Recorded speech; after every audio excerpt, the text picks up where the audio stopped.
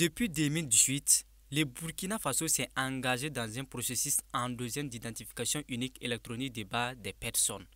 Ceci dans le but de faciliter leur accès aux services sociaux de base.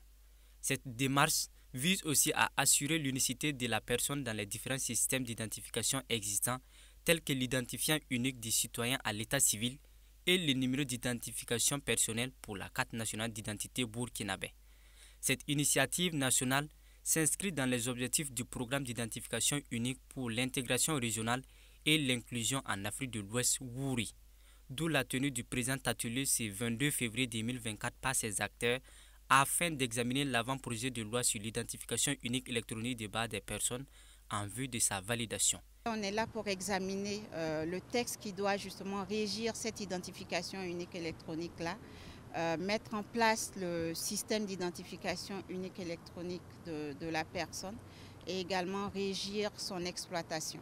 Voilà, donc c'est un exercice très important auquel on a convié toutes les parties prenantes concernées et intéressées par le sujet de l'identification pour qu'elles puissent justement apporter leur contribution pour améliorer et enrichir le texte et également prendre en compte leurs préoccupations avant que ce texte ne passe devant l'Assemblée.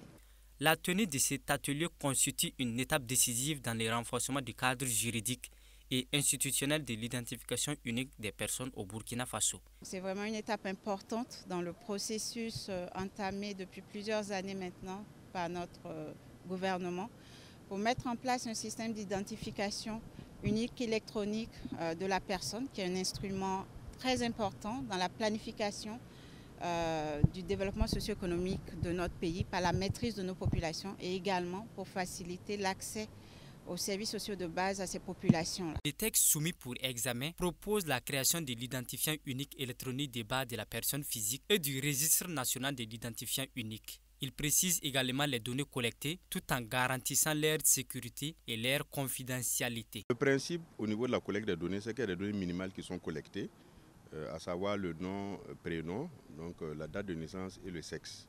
Voilà. Donc en matière de protection, nous respectons la loi numéro 001 donc, sur le traitement des données à caractère personnel, donc de la CIL.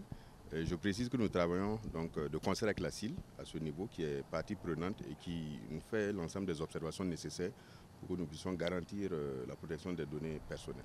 À l'issue de cette rencontre, l'avant-projet de loi sur l'identification unique électronique sera transmis au comité technique de validation des avant-projets de loi Coteval pour examen avant sa validation par l'Assemblée législative de transition.